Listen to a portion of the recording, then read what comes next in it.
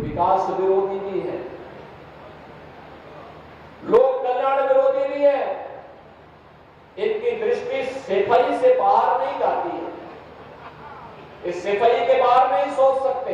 जब सत्ता में आते हैं तो परिवार के लिए कार्य करते हैं, वोट मांगने के लिए जाति का सहारा लेते हैं, और जब सत्ता में आते हैं तो अपने परिवार का भरण पोषण करके सारे पद एक परिवार को दे दिए जाते हैं। बिल्कीपुर का चुनाव भी आज राष्ट्रवाद बनाम परिवारवाद का चुनाव बन गया। एक पुरानी कहावत है कि कुत्ते की पूंछ कभी सीधी नहीं होती। मैं आपको पिछली बार भी मैंने आंकड़े दिए थे कि 2016 में जिस समाजवादी पार्टी की सरकार थी, अयोध्या में तब एक वर्ष में कुल टूरिस्ट आया था 2,35,000 और 2024 में आए हैं 16 करोड़ 11 लाख, यानी 2,35,000 टूरिस्ट 16 में आए थे जब समाजवादी पार्टी की सरकार थी, और 2024 में आए हैं 1611 लाख। क्या कोई तुलना भी है क्या? बहनों और भाइयों, ये विकास विरोधी भी है, लोक कल्याण विरोधी भी है।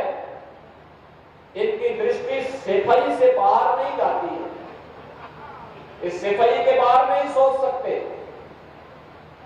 जब सत्ता में आते हैं तो परिवार के लिए कार्य करते हैं, वोट मांगने के लिए जाति का सहारा लेते हैं, और जब सत्ता में आते हैं तो अपने परिवार का भरण पोषण करके सारे पद एक परिवार को दे दिए जाते हैं।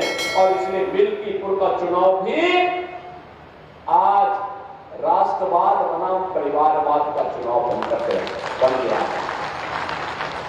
एक तरफ भारतीय जनता पार्टी और एनडीए का प्रत्याशी के रूप में श्री चंद्रबाबू पासवान राष्ट्रवादी कार्यकर्ताओं के साथ उनके नेतृत्व में प्रत्याशी बनकर के आपके बीच में है, और दूसरी तरफ समाजवादी पार्टी का परिवारवाद का नमूना, जिनका नाम भूमाफिया के नाम पर लिया जाता है, जिसका नाम हर प्रकार की अनैतिक और अराजक गतिविधियों में आता है, यह भी इस चुनावी मैदान में आपके सामने है। और इसीलिए मैं आपसे कहने के लिए आया हूं, ये कितना भी गिड़गिड़ाए आपके सामने, कितना भी बोले, याद रखना इसकी असलियत तो हमेशा सामने आएगी। याद रखना, सब कुछ सुधर सकता है, व्यक्ति की प्रवृत्ति नहीं सुधरती। एक पुरानी कहावत है कि कुत्ते की पूंछ कभी सीधी नहीं होती। ये सुधरेंगे नहीं, ये सुधरेंगे नहीं,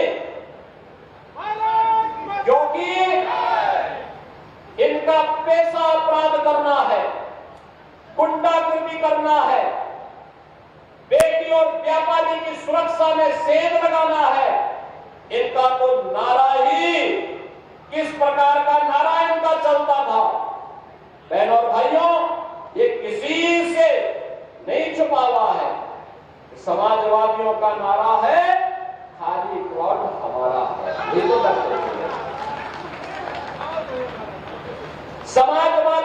समाजवादियों का नारा है खाली प्लॉट हमारा है। और इसीलिए 2017 में जब हमारी सरकार आई तो हमने एंटी भूमाफिया टास्क फोर्स बनाया था, और बहनों भाइयों, एंटी भूमाफिया टास्क फोर्स ने इन गुंडों से 64,000 एकड़ लैंड कब्जे से खाली करवाई।